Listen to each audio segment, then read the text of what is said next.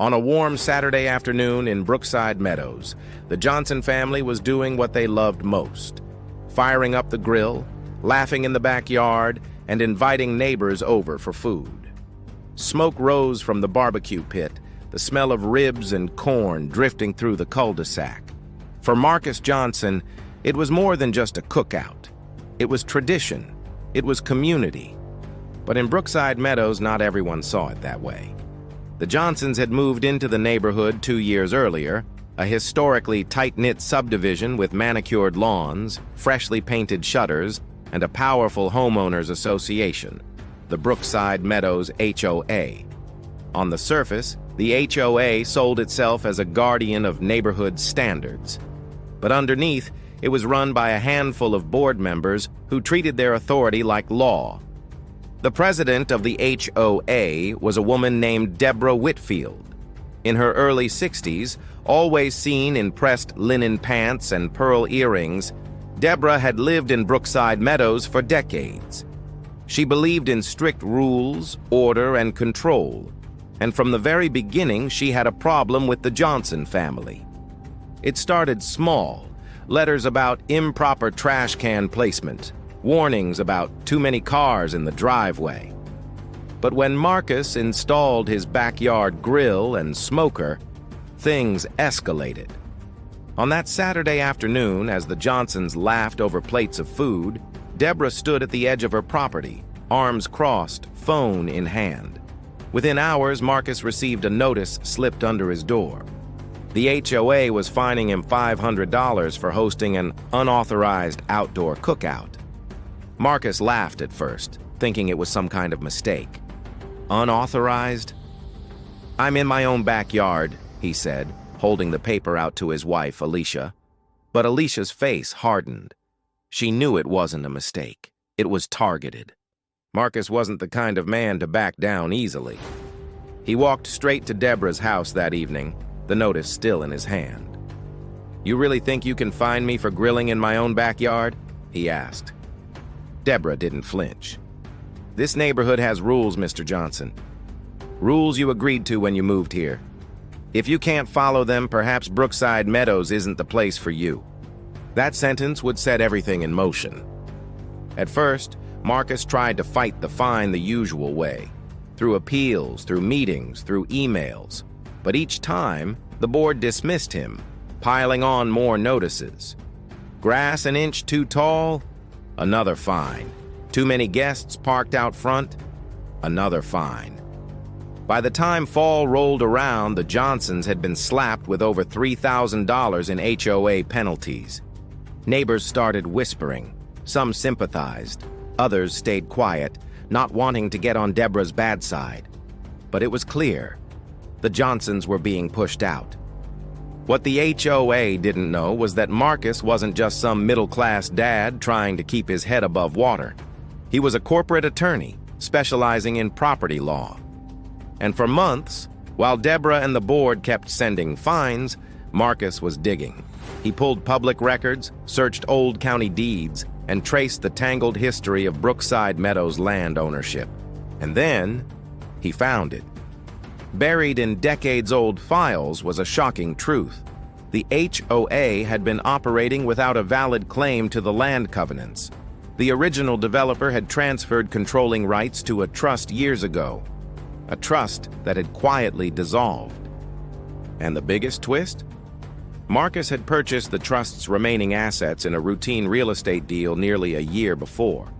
Without knowing it at the time, he had acquired controlling interest in the very property rights the HOA believed gave them power. Marcus didn't just own his house. On paper, he owned the legal rights to the entire neighborhood. The next HOA meeting was standing room only. Deborah sat at the head of the table, gavel in hand, her pearl necklace gleaming under the fluorescent lights. She was ready to announce new fines, new restrictions, new battles against Marcus. But when Marcus walked in, calm, carrying a leather briefcase, the room went silent. He didn't raise his voice. He didn't need to.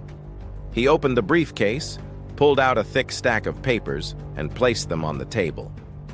"This," he said, sliding the documents toward Deborah, "is the deed. Not just to my home, not just to my backyard, to Brookside Meadows itself. Gasps rippled through the room. Deborah's face drained of color. She snatched the papers, scanning them, her hands trembling. This is impossible, she whispered. But it wasn't. Marcus had receipts, he had filings, he had signatures, and now he had the floor. You fined my family, harassed us, tried to humiliate us, but as of today, everything you thought you controlled belongs to me. The room erupted. Neighbors shouted questions, some in disbelief, some in delight. A few clapped. Deborah slammed the gavel, trying to restore order, but her voice cracked. For the first time in years, she wasn't in control. Word spread like wildfire. By the next morning, the entire subdivision knew. Some residents showed up at Marcus's door, nervous about what it meant. Would he kick people out? Raise fees? Change everything? Marcus reassured them. I'm not here to make your lives harder. I'm here to make this neighborhood fair. No more harassment. No more targeting. Everyone deserves to feel at home. But not everyone was relieved. Behind closed doors, Deborah and a few loyal board members plotted. They weren't about to let their power slip away. What came next was uglier than anyone could have imagined. First, Deborah tried to smear Marcus's reputation. Anonymous letters appeared in mailboxes, claiming he had forged documents. Then came late-night knocks on his door, shadows moving through his yard. Alicia began receiving threatening phone calls. Marcus reported it to the police, but without proof, little could be done. The HOA loyalists wanted a fight, and they were willing to play dirty. Then, just when Marcus thought he'd seen it all, the major revelation came. Digging deeper into the HOA's past, he discovered that Deborah hadn't just been enforcing the rules. She had been profiting from them. Every fine, every penalty, every lien filed against struggling families had funneled money into a private account she controlled. Over the years, she had collected hundreds of thousands of dollars.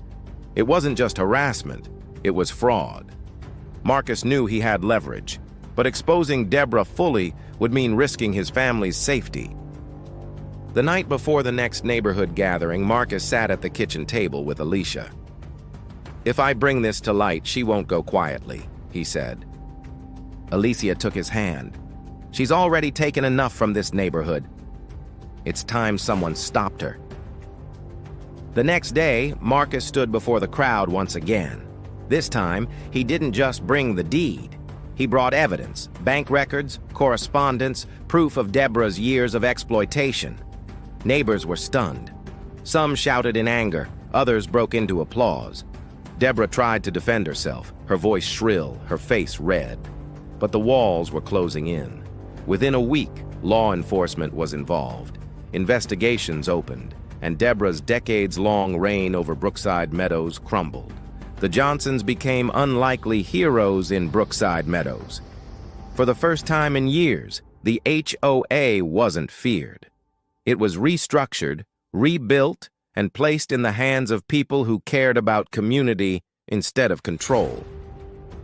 Marcus didn't sell the rights he held. Instead, he created a resident trust, transferring authority back to the homeowners, where it belonged. But not everything was peaceful. Even after Deborah was gone, strange things kept happening. Anonymous threats, cars idling outside the Johnson home late at night. Some whispered that Deborah had allies still out there, waiting, planning. And one evening, months later, as Marcus pulled into his driveway, he noticed something chilling.